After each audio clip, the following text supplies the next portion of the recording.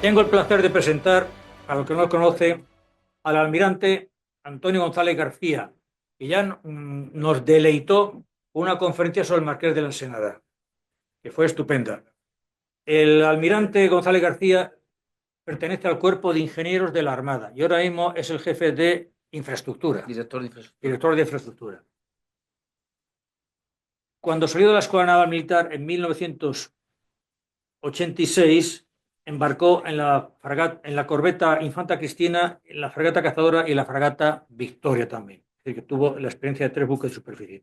Posteriormente pasó a la Universidad Politécnica de Madrid, donde obtuvo en el año 97 el título de Ingeniero Superior en Telecomunicaciones por la Universidad Politécnica.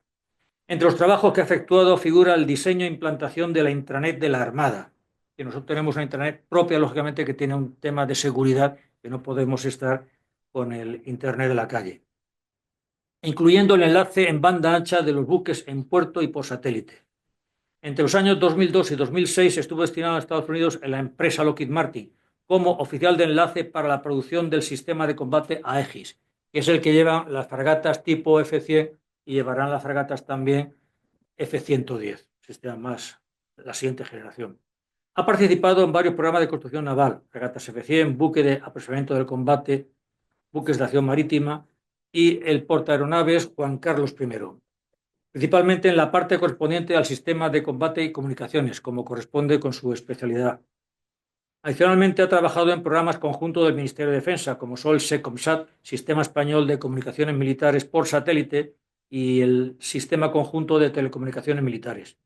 Ha ocupado el puesto de jefe de programa del sistema SCOMBA, que es un sistema de combate que lleva nuestros barcos, en la Armada durante 7 años. En el 2018 asumió la jefatura del programa de la F-110 en la Dirección General de Armamento y Material. En septiembre del 18 fue ascendido a contraalmirante y fue designado subdirector de Ingeniería de la Armada, cargo que ocupó hasta el 2021. En diciembre de 2021 fue nombrado director de Infraestructura de la Armada. Ha superado el curso de alta gestión logística y ha cursado el 45 curso de Defensa Nacional del Centro Superior de Estudio de la Defensa Nacional, ESEDEN.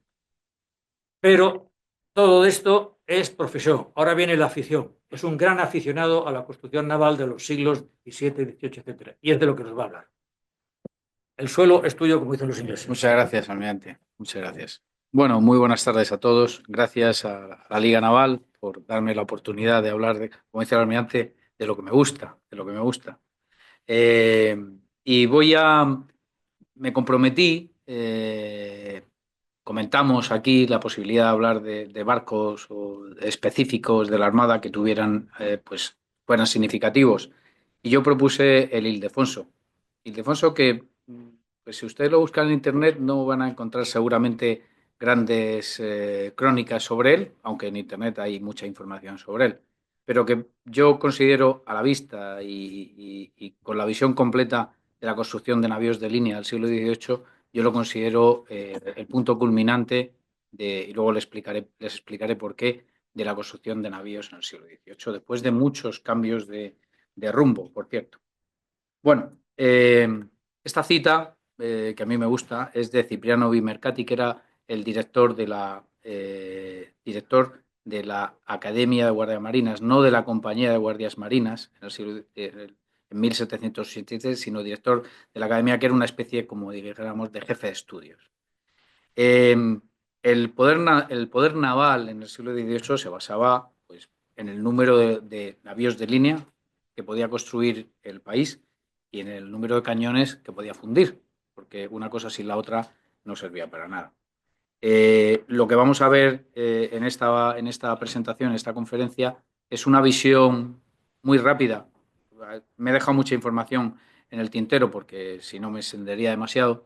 Una visión muy rápida de lo que fue la construcción de navíos en el siglo XVIII, y vamos a terminar hablando del Ildefonso, como promete el título.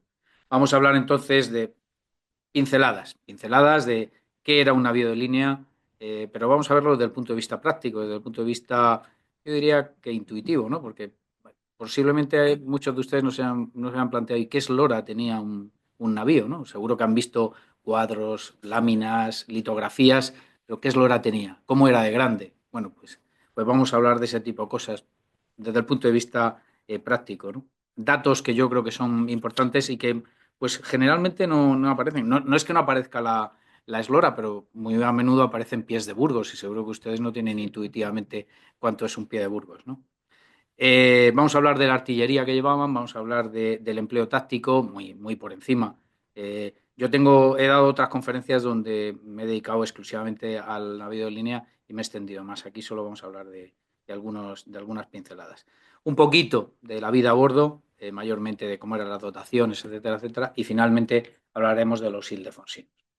Bueno, pues un navío de línea es una plataforma artillera que ya ha eliminado el concepto del abordaje y por tanto ya no tiene ni el castillo ni la toldilla elevadas, sino que ya la cubierta tiende a ser casi plana, con la excepción del alcázar, que efectivamente está elevado porque ahí está el timonel y está el timonel para el gobierno y el comandante para dirigir tanto la parte de navegación como la parte de combate.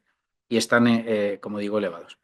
Eran barcos, por supuesto que vamos a hablar en general, pero había navíos de entre 50 y 120 cañones, con la excepción del Santísima Trinidad, que llegó a tener 140 en Trafalgar, con consecuencias quizá no muy buenas para él. Eran barcos que tenían entre perpendiculares entre 50 y 60 metros de eslora, dependiendo que fueran del número de cañones. Normalmente los navíos de menos los navíos de hasta 74 cañones eran de 2 puentes y a partir de ahí los de hasta 112 o 120 algunos tenían 3 puentes. Eh, en manga eran entre 14 y 17 metros y la dotación era entre 500 y 1000 personas.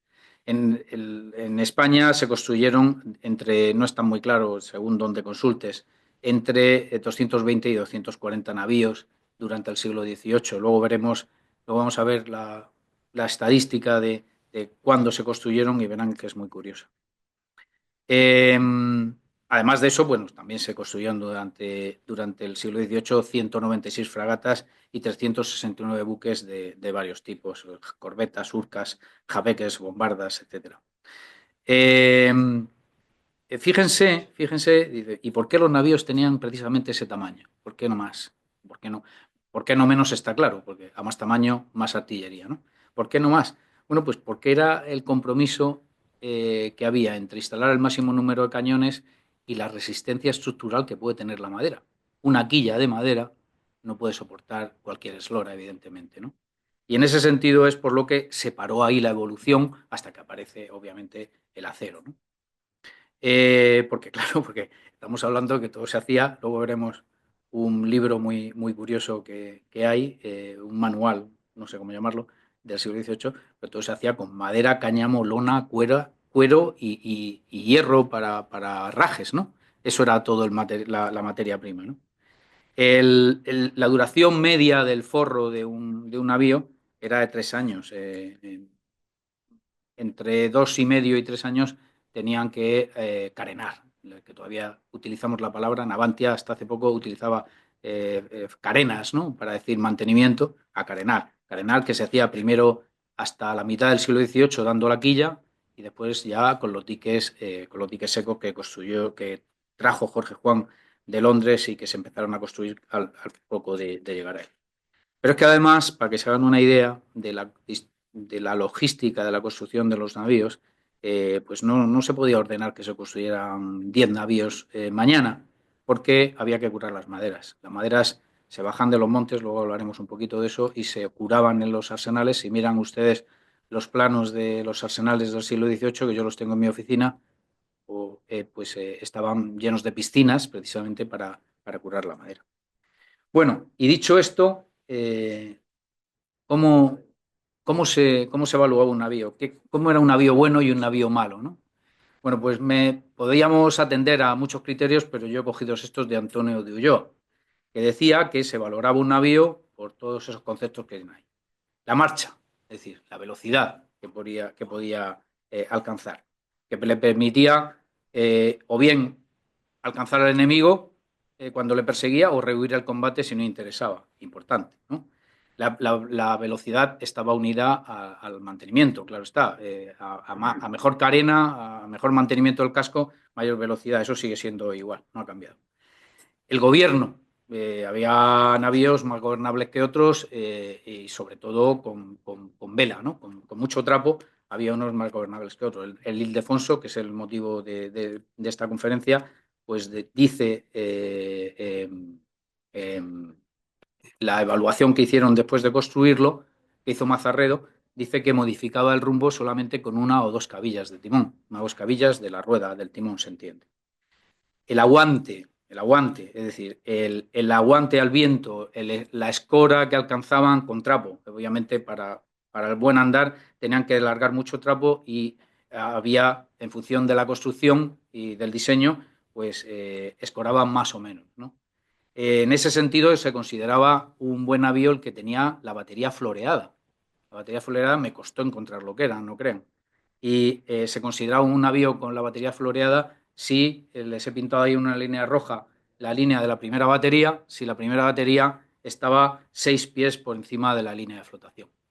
En cuanto escoraba, la primera batería la metía en el agua. Luego, esto era un tema importante para utilizar toda la artillería.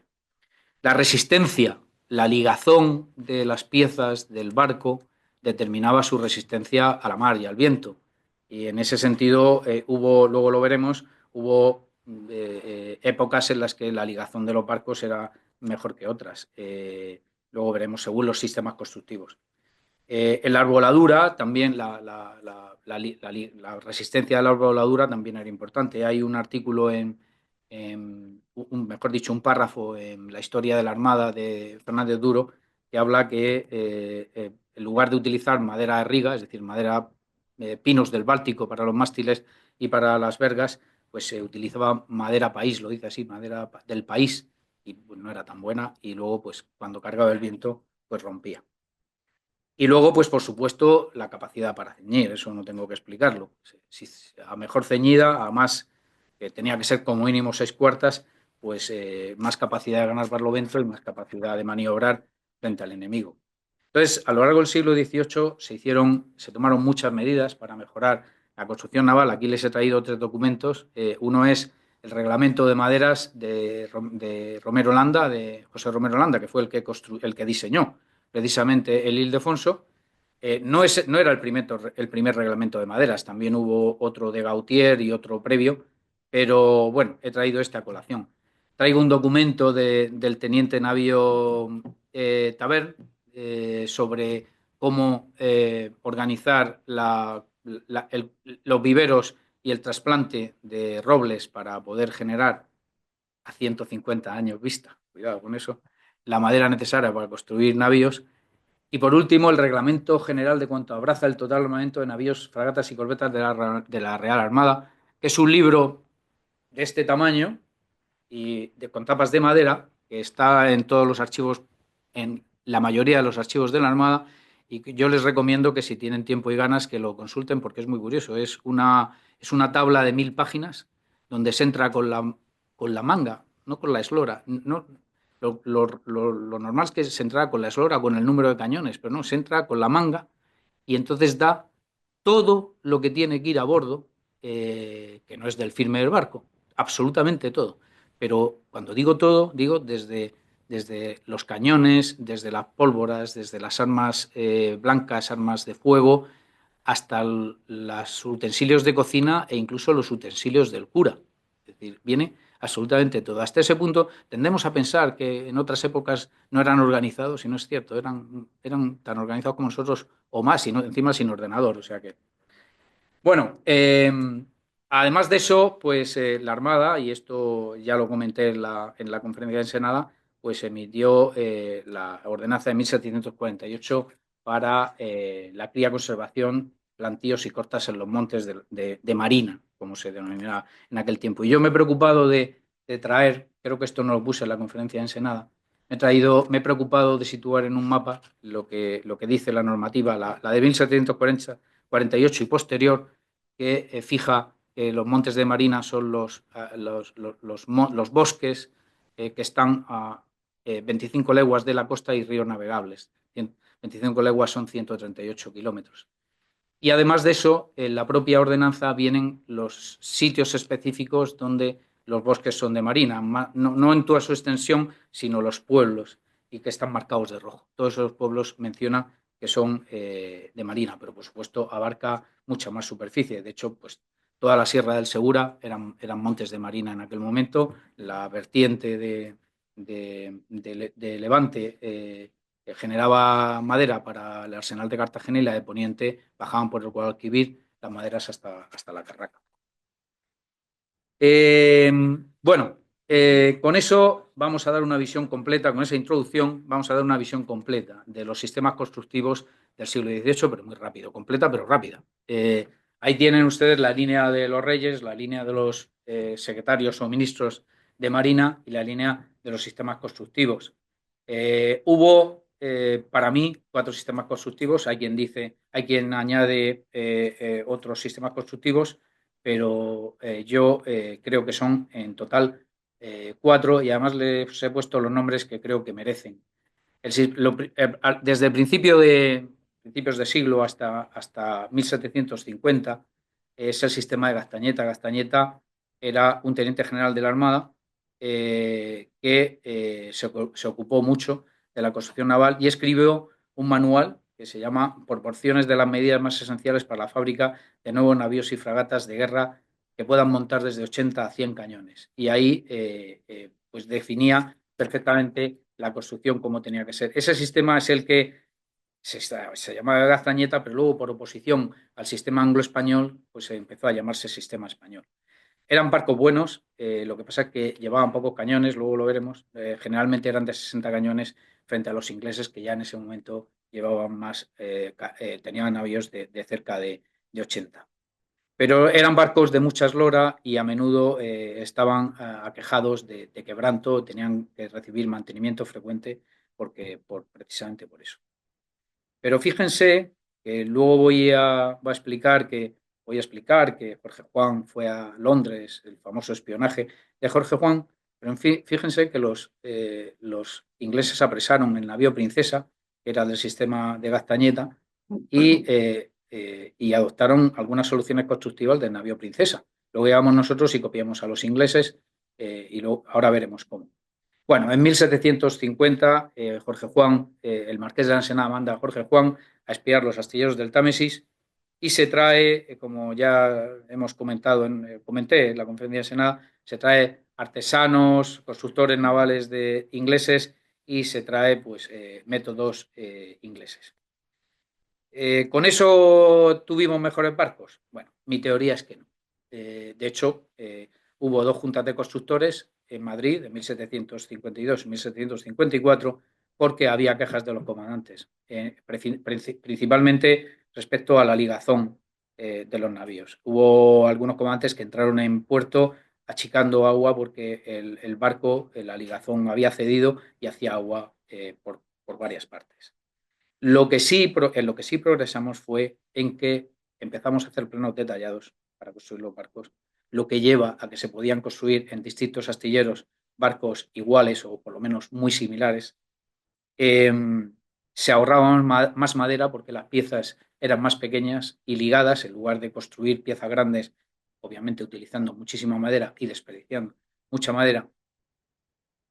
Pero uno de los problemas que tenía del que se derivan los problemas de ligazón, es que aquí en España las piezas se unían con clavos metálicos y los ingleses lo hacían con cabillas de madera.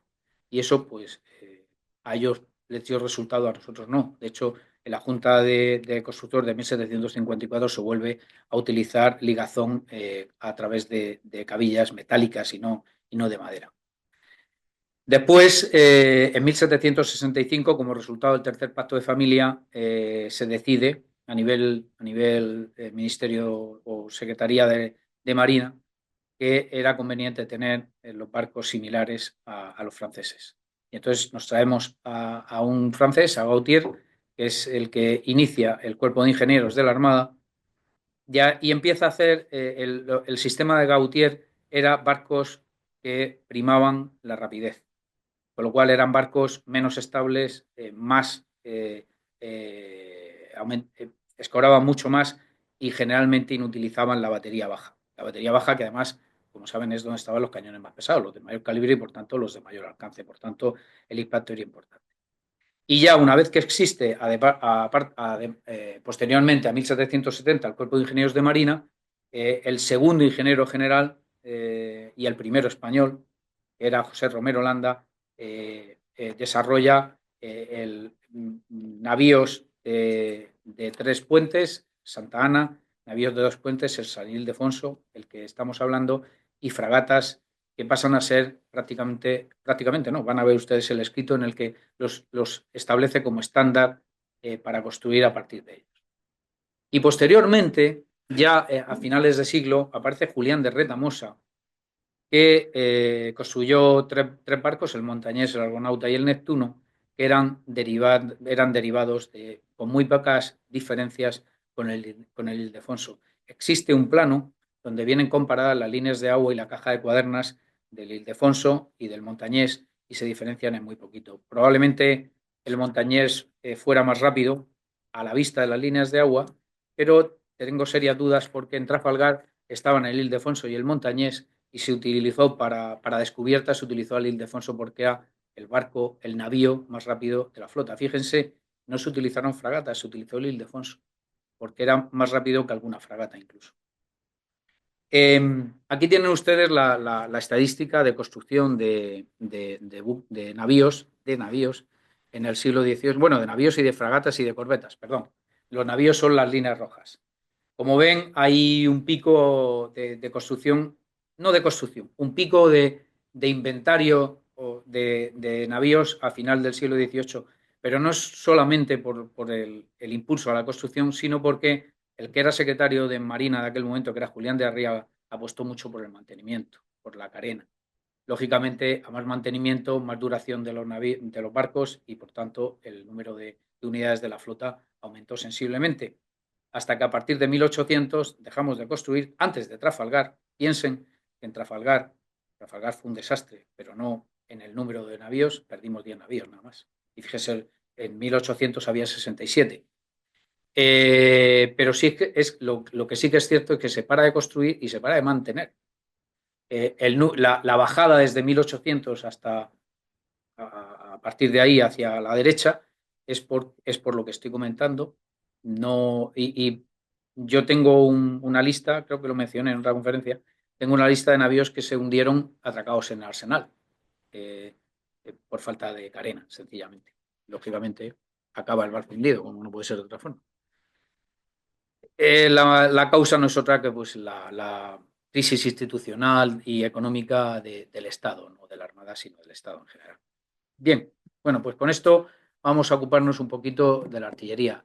En el siglo XVIII se unifican calibres, los que tienen ahí en pantalla, desde 4 a 36 libras. Fíjense que los ingleses, el máximo calibre que tenían era 32. Nosotros y los franceses teníamos 36. Los sirvientes eran numerosos, claro, por eso las dotaciones eran muy grandes, de 12 para los cañones de gran calibre a 3. Por supuesto, eran cañones de avancarga y la coreografía de todo eso, yo siempre le digo al Instituto de Historia y Cultura Naval, es una pena que no hagan un vídeo, porque uno no se imagina la coreografía de la carga de un cañón de avancarga dentro de un barco, sacarlo y meterlo en batería, etcétera, etcétera. Son más o menos los pasos lo que tienen ahí. Sacar de batería, primero limpiar los rescoldos, enfriarlo, pues no podías meter la pólvora nueva con el cañón caliente, cargar la pólvora, atacar la pólvora, cargar la munición, meterlo en batería, apuntar y el momento del fuego, que no era evidente. Luego vamos a ver algo sobre eso. Eh, eh, ahí tienen la distribución por cubiertas. En un navío de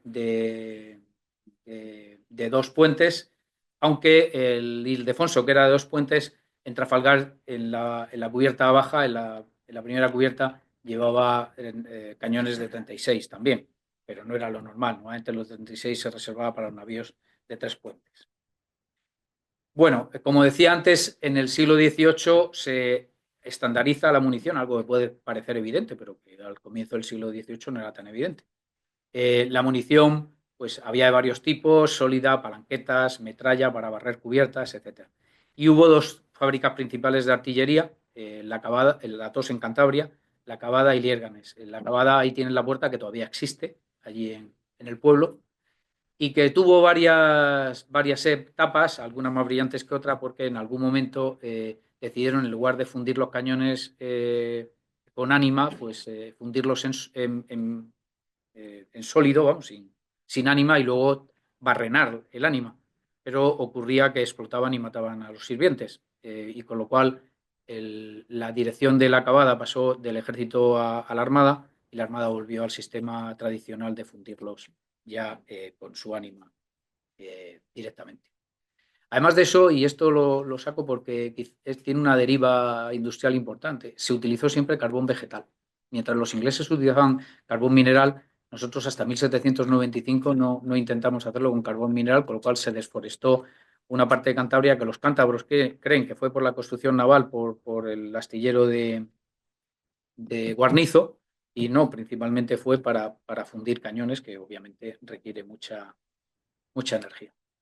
Bueno, esto es una ilustración que en el PowerPoint es animada, pero aquí, por motivos logísticos, no he podido traer el PowerPoint, y que da una idea de cómo era el disparar a sotavento o a barlovento. Claro, si el navío de la izquierda, que tiene barlovento sobre el de la derecha, pues claro, los cañones tienen muy poca elevación. Por tanto, si quiere disparar a la arboladura del otro, pues lo tiene difícil. Además de, por supuesto, el balance, ¿no? Luego vamos a ver, pero fíjense que cuando se disparaba a sotavento, pues los humos y los rescoldos no venían hacia la cubierta donde estaban los artilleros, mientras que si disparaba a barlovento sí, con todo lo que ello implicaba. No solamente el tener que respirar los gases, sino también el peligro, porque obviamente ahí estaba la pólvora, de que algún rescoldo prendiera la pólvora, con el desastre subsiguiente, ¿no? Para que se hagan una idea, el poder penetración de una bala de maciza, por supuesto, de 36 libras, a 100 metros podía perforar un espesor de roble equivalente a 1,30 m, y a 400 metros podía perforar hasta 1 metro.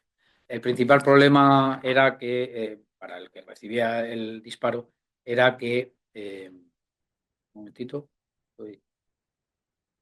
me he saltado aquí algo, sí. El principal problema era que los impactos levantaban nubes de astillas que herían al personal. De hecho, los artilleros en las cubiertas actuaban con el torso desnudo, porque si tenían una herida, pues generalmente iba a estar mezclada con los restos de la ropa, y eso era más probabilidad de infección posterior. Entonces, y siempre iban con el torso desnudo. Bueno, y eso era. Sí. Bien, en cuanto al número de cañones, a lo largo del siglo XVIII también hay una evolución importante, porque como pueden ver ahí, se lee, ¿no? Sí. Pues al principio se construyen navíos de 50 a 59 cañones, mientras que al final del siglo la mayor parte son de 74 cañones o de 112. Es importante, bueno, importante no, pero como curiosidad les diré que cuando se da el número de cañones, son los cañones que están en las bandas. No se cuentan los cañones que llevaban en proa, que eran lo que se llamaban cañones de caza, y los cañones que llevaban en popa, se llamaban cañones guardatimones, que generalmente eran dos a proa y 4 a popa, 2 o 4 a popa. Normalmente no se cuentan. Bueno, en cuanto a táctica, pues no he tenido que trabajar mucho, porque hay un manual de táctica de Mazarredo, que está ahí, le tienen ahí, y bueno, pues lo que he hecho es mirármelo. Bueno, pues como su propio nombre indica, el navío de línea, pues su formación de combate era en línea de fila o en línea de bolina, según cómo estuviera el viento.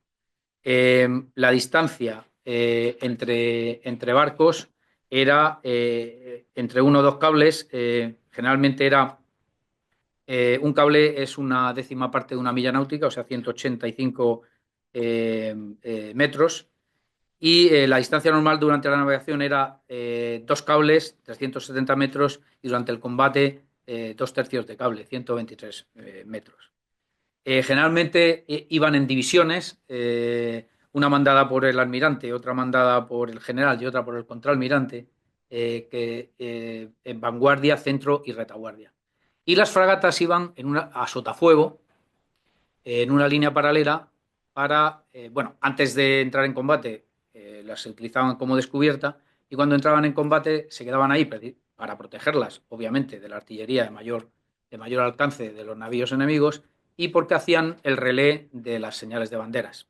Lógicamente, en línea de fila era difícil ver las banderas de las órdenes del almirante, y entonces las fragatas hacían de relé. Hoy día también se utiliza el relé de banderas, pero de otra forma, claro. Y como cosa curiosa, diré que, bueno, pues en las líneas más allá de las fragatas, hacia abajo, pues estaban los previstos para brulotes, para navíos hospital estaban previstos en la táctica del siglo XVIII, para bombardas, para navíos de transporte, ya lo he dicho, o navíos de carga. Claro, todo esto requería, cuando había que cambiar la formación o había que cambiar de rumbo, requería viradas por avante o por redondo. Debía ser bastante difícil mantener la formación en aquella época, pues, en medio de una virada, pero en fin, no sé, no se sabe muy bien cómo lo harían. Lo que sí que está claro es que la ruptura de la línea de fila sin orden directa para hacerlo podía suponer la pena de muerte para el comandante. Eso estaba severamente penado, porque podía ser la diferencia entre la victoria o la derrota. Y normalmente, cuando se mandaba romper la línea de fila, era para doblar al enemigo, porque uno de los criterios para combatir era que si conseguías atacar a un navío por las dos bandas, tenía que repartir las dotaciones de los cañones, los tenía que dividir entre las dos bandas, con lo cual disminuía la cadencia y la potencia de fuego, generalmente. Bueno, sobre si era mejor tener barlovento o sotavento, pues en general era mejor tener barlovento porque tenías más capacidad de maniobra, pero tampoco estaba tan claro, porque, bueno, pues lo que decía, la batería con la que ibas a batir al enemigo miraba hacia abajo, hacia el agua, y además de eso, cuando había que sacar el cañón de batería, pues costaba mucho, porque lo tenías que hacer contra la escora del barco. Si estabas a sotavento, pues entonces tenías que meterlo en batería contra la escora del barco, que tampoco era fácil, pero bueno.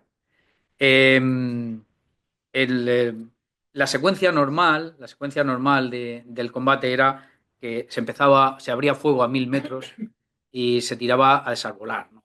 Se tiraba contra el casco, se tiraba a desarbolar con las palanquetas. Ya cuando se reducía la distancia, se utilizaba el fuego de contrabatería contra el casco contrario, tratar de inutilizar su batería, y ya cuando estaba más cerca, ya directamente a la línea de flotación, a intentar hundir. Y ya cuando estaba a pagapenoles, es decir, muy cerca, pues entonces ya se disparaba con los morteros o con los obuses, metralla, para intentar barrer las cubiertas del enemigo. La vida a bordo, bueno, pues no debía ser muy confortable. En un navío de 3 puentes con 1000 personas dentro, debía ser bastante difícil de convivir. Había todo tipo de personal, desde los oficiales de guerra, oficiales mayores, oficiales de mar. Los oficiales mayores eran los contadores, los capellanes, los médicos, los pilotos, los cirujanos, vamos, y los pilotos. Los oficiales de mar eran contramaestres, condestables, guardianes, calafates, armeros, buzos, etcétera. Y además de eso, por supuesto, la tropa de infantería de marina. La distribución de la habitabilidad era, pues, oficiales a popa, la dotación en las baterías, donde comían y dormían en cois colgados entre los cañones. Cois, cuando yo entré en la Armada, y el almirante y el capitán de navío también, todavía las ordenanzas decían que había que aferrar el COI. En las actuales ya no lo dicen. Aferrar el COI consistía en plegar, en arranchar el COI y ponerlo en las batayolas iban en las bandas. Siempre se dice que era para amortiguar los disparos del enemigo, porque absorbían la metralla y las astillas, pero yo creo que era porque debían oler muy mal. El COI además se utilizaba para guardar las pertenencias propias de los marineros y para amortajar también. Eh, el dotar de marinería a los barcos fue siempre un problema que mejoró mucho, como ya dije en la otra conferencia, con la matrícula de mar del Marqués de la Ensenada, pero eso siempre fue un problema. Y curiosamente, los ingleses tenían un método que seguramente funcionaba, que era el prize money. El prize money consistía en que cuando se capturaba un barco enemigo, se repartía todo lo que hubiera en el barco, 3 octavos para el comandante, 2 octavos para los oficiales de guerra y oficiales mayores, 1 octavo para guardiamarinas y oficiales de mar y 1 octavo para la marinería. Y 1 octavo para la marinería podía ser mucho dinero, ¿no? Lo dejo ahí, pero bueno. Bueno, y entramos con el Ildefonso, que era lo que anunciábamos al principio. Ya voy acabando. El Ildefonso se construye en el astillero de Cartagena, en una de las 2 gradas de Cartagena. Creemos que en la de Levante, pero no estamos seguros. Tenía 53 metros de eslora y 14,5 de manga. Fue diseño de Romero Landa y se votó, mejor dicho, se puso la quilla, pues, para que se hagan una idea de la velocidad a la que se construía. Se puso la quilla en mayo del 84, está mal, es 1784. El mayo y se votó el 22 de enero de 1785.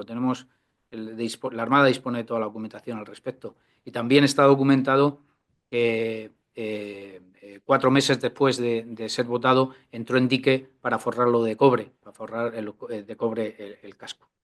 Estuvo en servicio en la Armada entre 1785 y 1805 en Trafalgar, donde después se rindió con 34 muertos y 126 heridos, lo capturaron los ingleses y estuvo en servicio como HMS Ildefonso hasta su baja en 1816.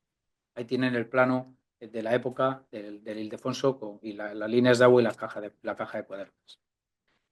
¿Y por qué es tan bueno el Ildefonso? Bueno, pues no es porque lo diga ningún libro, es porque hay un parte de campaña de Mazarredo que hizo pruebas comparativas entre el Ildefonso, el San Juan Nepomuceno, que es del sistema constructivo de Gautier, y 2 fragatas, me parece la Santa Casilda y la Santa Brígida, creo que era, que también eran de Romero Landa. Y las conclusiones de Mazarredo, que se supone que eran objetivas, era que aventajaba al San Juan en más de un nudo, de bolina, de popa y un largo. El gobierno era fino, tanto para alzar como para arribar, vira mejor por redondo que las fragatas, que el San Juan y que las fragatas también. Eso tiene mucho mérito. Y con buena mar, vira por avante sin perder arrancada. Se supone que es con la mar pues casi plana, claro. Con mar de proa, desde luego dudo que fuera así. Y concluye su informe Mazarredo diciendo, resultando de todo, que el rey ha hecho un hallazgo de infinito precio en la construcción de este navío. El escrito que tienen, fechado el 12 de diciembre de 1786, indica que a partir de la fecha deben construirse todos los navíos con los planos los navíos de 3 puentes, con los planos del Santa Ana, que luego hablaremos de él, los navíos de 74 con los planos del Ildefonso y las fragatas con el plano de la Santa Rosa, que es una de las fragatas que hizo también José Romero Landa. Sin duda, Romero Landa supo conjugar los sistemas constructivos anteriores y las experiencias de los comandantes de los barcos existentes en la época y llegó a una solución de compromiso muy buena. En conclusión, se construyeron en total, incluyendo el Ildefonso, 8 ildefonsinos que tienen ustedes ahí en pantalla, con unos finales más bien tristes, porque algunos fueron apresados en Trafalgar y otros, como resultado del Tratado de San Ildefonso, que incluía que España debía entregar a Francia 6 navíos, pues de ellos 3 eran ildefonsinos y acabaron en la Marina francesa. Solo 2 acabaron su vida operativa en la Armada. Y finalmente, lo que decía, verán ustedes en muchísimos sitios, pero está copiado desde hace siglos, que el mejor navío de la Armada Española fue el navío Montañés, pero el navío Montañés era simplemente un derivado del Ildefonso con ligeras variantes, con ligeras mejoras. Y por no dejarme nada, hablar un poquito del Santa Ana. Esta es la maqueta, o mejor dicho, el modelo de arsenal que hay en el Museo Naval, que tenía 112 cañones y se construyeron otros 7 navíos llamados Meregildos con sus planos. Este es el cuadro con el que acabé también en la conferencia de Ensenada, es el Ildefonso, precisamente como homenaje a todo lo que he dicho, pues cuando hubo que encargar un cuadro a Ferrer Dalmau, pues sobre construcción naval pusimos este barco en la grada de Cartagena, donde se construyó como un mes antes de esto, principios de enero de 1785, con el barco ya en la cuna de lanzamiento, muy preparado para la botadura y terminando la construcción. Y los ingenieros, pues con los planos. Como dije, ya lo dije creo en la otra conferencia, pues aquí están representados las 4 funciones que tenía el cuerpo de ingenieros, que era la construcción naval, la construcción de edificios, hay un edificio que todavía existe, el almacén de repuestos de Cartagena, la provisión de maderas de los montes de marina y las carenas también, el mantenimiento de buques.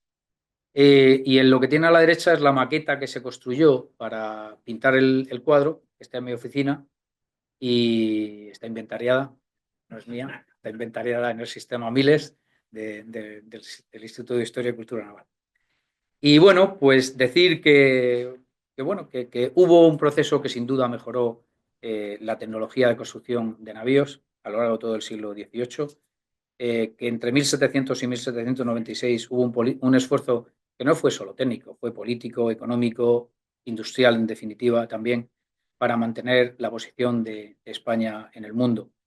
Y que no se pudo conseguir probablemente la victoria, pues porque competíamos con una Inglaterra que estaba en plena revolución industrial y que tenía una capacidad inmensamente mayor que nosotros desde el punto de vista industrial. Y les voy a poner un ejemplo. Cuando se decide en 1780 esto, carenar en cobre los barcos para conseguir mayor velocidad y mayor resistencia a la broma, pues mientras que Inglaterra en poquísimos años, en menos de 5 años, prácticamente carenó todos sus barcos, navíos y fragatas, pues aquí tardamos años porque para empezar no había proveedor de planchas de cobre, así de sencillo. De hecho, los primeros barcos que se carenaron que se recubrieron en cobre, hubo que recurrir a Suecia para conseguir el cobre. O sea, ese tipo de cosas al final deciden la balanza del poder naval en un sentido o en otro, ¿no?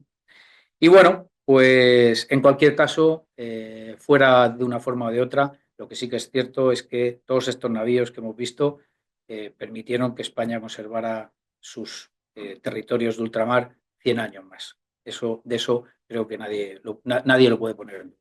Y nada más. Muchas gracias por la atención.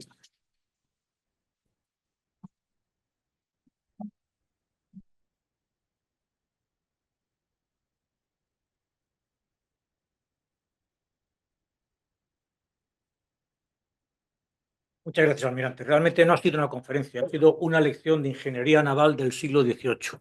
Yo particularmente he aprendido muchísimo. Imagino que el resto de la audiencia más o menos de una forma similar. Bien, ahora entramos en el capítulo de las preguntas que tenemos, pues 15 minutos para responder. ¿Quién es el primero? Venga. Buenas tardes. ¿Ahora? Ahora sí. Bueno, como ingeniero naval, le felicito, que me ha gustado mucho su conferencia. Y solo quería decir una cosa, que aparte de la madera de roble y de otras maderas que se tenían en la península, yo he leído que se traía muchísima madera de Cuba. ¿Es así? Precisamente, precisamente esa es una de las cosas. El Marqués de la Ensenada, una de las cosas que maduró y nunca lo llevó a cabo fue traer madera de Cuba a los astilleros de la península, porque había gente que no era partidaria, a pesar de que en el arsenal de La Habana se construyeron muchísimos barcos, incluso alguno de los ildefonsinos que hemos visto era el arsenal de La Habana, ¿no? Sí, el Don Pelayo. A pesar de todo, no, finalmente no sé, incluso se preveyó construir urcas. Las urcas eran barcos similares en porte a un navío, pero con bodegas de carga significativas. Se construyeron para eso, pero al final no se hizo. En Cuba, evidentemente, no solamente es que hubiera mucha madera, es que había cedro, que el cedro no astilla tanto como el roble o el pino cuando recibe impactos, y en ese sentido tenía grandes ventajas. Y además de eso, hay una curiosidad, y es que obviamente nadie lo ha comprobado y no sé si se puede comprobar, seguramente sí, y es que existía una especie que se llamaba cedro de Jamaica que supuestamente no le afectaba la broma, y eso era una ventaja significativa. Habrá que ver si es verdad, no lo sabemos si es verdad. Pero no, desgraciadamente no hubo transferencia de materia prima de los territorios de América a la península para construir. No, eso no ocurrió. De hecho, como he dicho antes, la madera de las arbolladuras venía del Báltico y de Flandes, y eso sí que está comprobado. Hay documentos de entrada de barcos cargados de madera para arboladura en Cartagena. Yo tengo documentos. Ayer entró en Cartagena un navío procedente del Báltico, de Riga o de donde fuera, con madera para arboladura para las de Cartagena. O sea que realmente se hizo eso, aunque hubo épocas en las que no, pero se tendía a eso.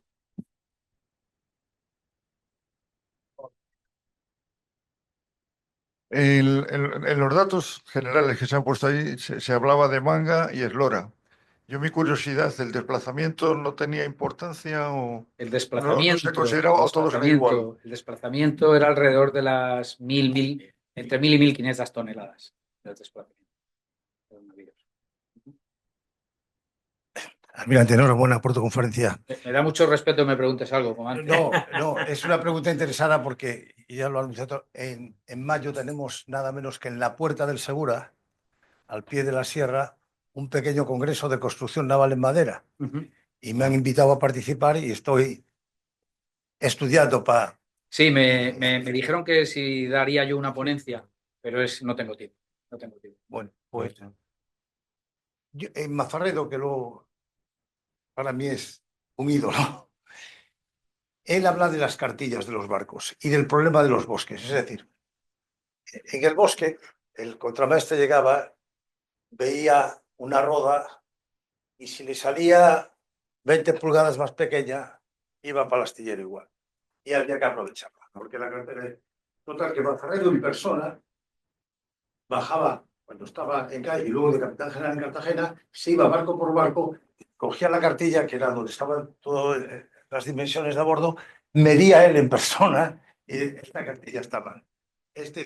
Y eran por trampas que hacían. Una vez era muy duro, por lo que costaba la madera, y ya cortada, es decir, esta roda no vale, pintar alguna roda. Y efectivamente, si tienes más datos sobre eso, me gustaría saberlo porque lo voy a alargar en el seguro. No. Sobre eso en concreto no tengo datos. Lo que sí sé es, sí, yo me preocupa mucho el tema de la madera. De hecho, di una conferencia sobre esto en el cuartel general de la Armada hace ya 3 años. Y la gestión de los bosques era muy curiosa porque, para empezar, la propia ordenanza dice, y todavía, si se fijan ustedes cuando van por los montes de España, todavía se ven algunos robles que han sido podados de esa forma, decía que había que la Armada ordenaba que había que podarlos según el principio de horca y pendón, que significaba que le podaban todas las ramas y le dejaban solo 2 ramas principales, una preferiblemente en ángulo recto para piezas de tipo codaste o angulares para soporte de cubiertas, etcétera, y pendón, que eran ramas que tenían una cierta curvatura que servían para genoles, que son los que componen las cuadernas, como bien saben muchos de los que están aquí sentados.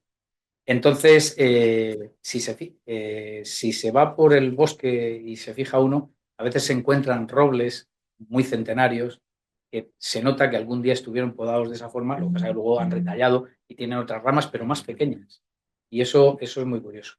La Armada lo que hacía era que marcaba, los contramaestres marcaban, y eso es un tema que está por descubrir, marcaban los árboles para la Armada. Seguro que la Armada tendría un sello, que hasta hace poco eso se hacía también. Guardabosques, funcionarios del Estado hasta hace poco, tenían cada uno un hacha que por el otro lado, que no tiene filo, tenía un sello. y lo que hacían era que cuando tenían que marcar un árbol para lo que fuera, le rascaban la corteza y lo marcaban con el sello. Y seguro que la Armada tenía un sello y he mirado por todas partes, seguramente no he mirado todos los archivos de la Armada, pero es posible que en algún sitio esté definido el sello que tenía. Que hubiera irregularidades, seguro, sin duda. No tengo ninguna duda. Bueno, los contramaestres, como bien dices, como antes, pues iban marcando árboles y bueno, lo harían de aquella manera. Teóricamente, los contramaestres tenían que conocer el reglamento de maderas que hemos visto antes. Este reglamento lo tenían que conocer para el de reglamento de maderas necesarias, pero ¿lo conocerían o no lo conocerían? Habría que ver. Y luego también, pues hay mucha casuística, hubo abusos por parte de asentistas que intentaran. Hay una cédula que está en los archivos de la Armada, una cédula del rey que da instrucciones para que los asentistas no abusen de los bosques comunales de los pueblos, en el sentido de que llegaban y decían: yo soy asentista de la Armada, me tienen que poner el precio de la Armada. No tenían derecho a eso y la cédula lo aclara.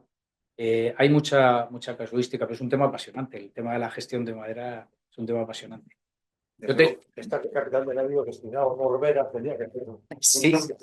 Bueno, había destinos muy curiosos, ¿eh? Efectivamente, los ministros de las provincias marítimas, ¿no? eran oficiales de la Armada. Hay una carretera nacional, que es la nacional, la que atraviesa ese sitio tan impresionante de Santander que se llama la Ermida. La Ermida. La Ermida se hace para sacar la madera de la Líbana para Fuengirola, Cádiz y Cartagena.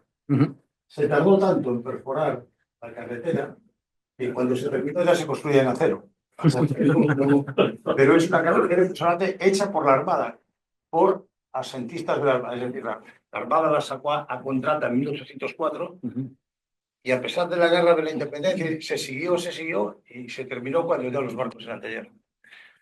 Pero a mí me interesa mucho lo de los cortes, porque en el reglamento de maderas de 1804, me parece que es 1748. el último es de 1804. No, el último es de 1804, por ahí. Pues ves los árboles y ya tienen pintadas las formas, ¿no? Todo eso. Sí, en el de... Las vagas, las varecas. Sí, hay un manual de un ingeniero, me parece que era Casimiro Vigodet, creo recordar, donde viene eso justamente. Pero bueno, en realidad era la inspección, las visitas que se llamaban, las visitas a montes, se llamaban así, era donde realmente se marcaban los árboles. Sí. Y iba a decir algo.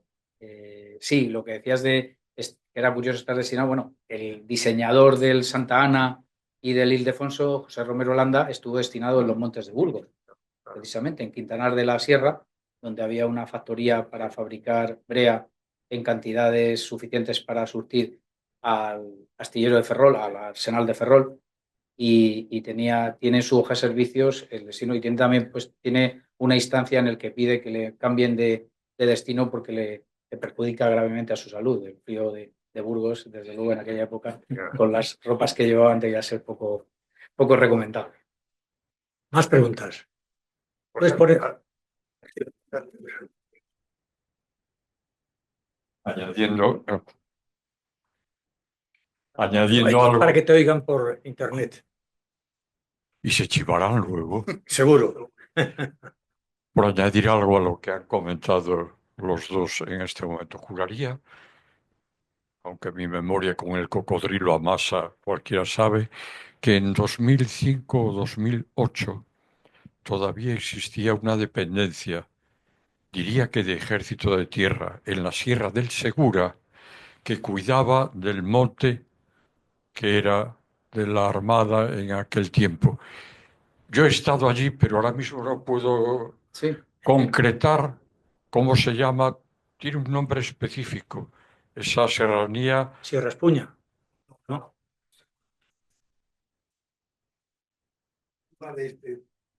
En Cazorla. No hay como despertar a quien de verdad tiene memoria. Sí. Existía ese asunto y estaba perfectamente colocado en la organización de Ejército de Tierra, de defensa concretamente. Perdón.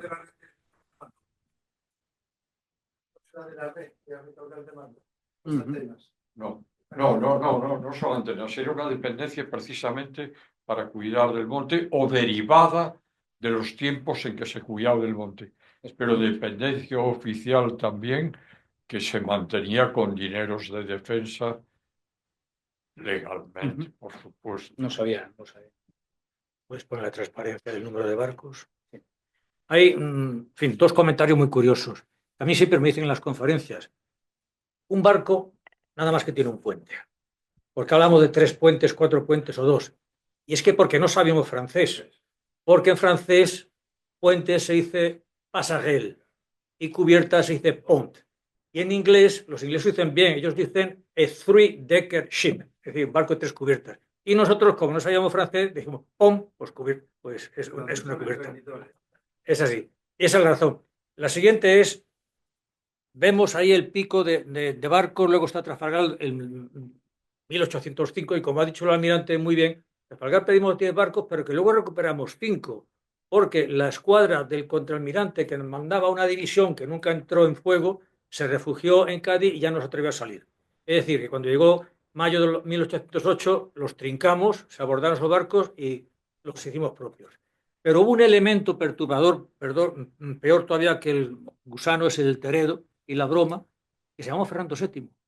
Cuando Fernando VII muere en el año 1823-25, la Armada le quedaban 3 barcos. Los oficiales de Marina, la mayoría de ellos se habían muerto de hambre. Y los barcos, como tú has dicho perfectamente, se hundían en puerto por falta de mantenimiento. Es decir, esa fue nuestra gran desgracia. No los ingleses, sino Fernando VII, sí,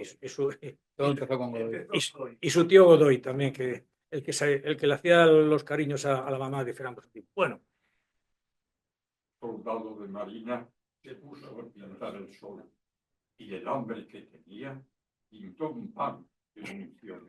O sea, fue terrible ver como una armada que tenía, después de Trafalgar, pues 50 buques de línea, estaba mal, se quedó en 3 o en 1. Es un auténtico desastre. Desde que se vota el Argonauta al Ferrol, no se vuelve a gastar un duro en Marina. Ni en construcción, ni en mantenimiento, ni en pagar a la gente, que fue lo peor. Sí. No, y peor todavía. Y compramos los famosos navíos rusos. Los rusos. Eso fue parecido a lo que está pasando ahora. Peor todavía. No construíamos y comprábamos basura. ¿Alguna otra pregunta más? Aquí. Venga. Una pregunta, ¿los cañones ya eran todos de acero o todavía se hacían de bronce?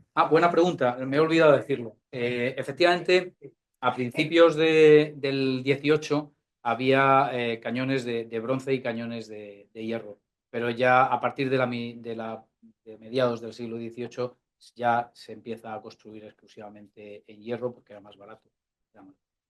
Y bueno, y pesaban menos. ¿Sí?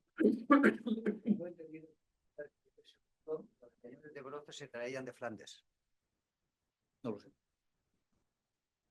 Muy bien. No, pero había una... yo no lo tengo muy claro eso, pero en Sevilla tuvo que haber alguna factoría de cañones de bronce. De hecho, yo he estado en San Agustín, en Estados Unidos, y los cañones que hay en el castillo de San Agustín pone Sevilla. Están fundidos en Sevilla. El castillo de San Agustín, o el fuerte de San Agustín en Florida, fue el sitio donde se firmó su transferencia a los Estados Unidos. Florida no se perdió por la guerra, se vendió. Y nosotros hicimos allí una excursión cuando entramos en Florida y vimos el fuerte, digo, qué maravilla. Lo tenía exactamente igual que el día que se entregó casi 200 años antes. Así te gusta. O sea, los monumentos españoles están muchísimo mejor conservados en Estados Unidos que aquí. Y bueno, pues quizá tuvieron gran visión en decir, vendo Florida porque no puedo mantener una guerra con Estados Unidos. Posiblemente si hubiera vendido Cuba no hubiéramos perdido ni Puerto Rico, ni Filipinas, ni las Marianas. Pero en fin, ya es visión política.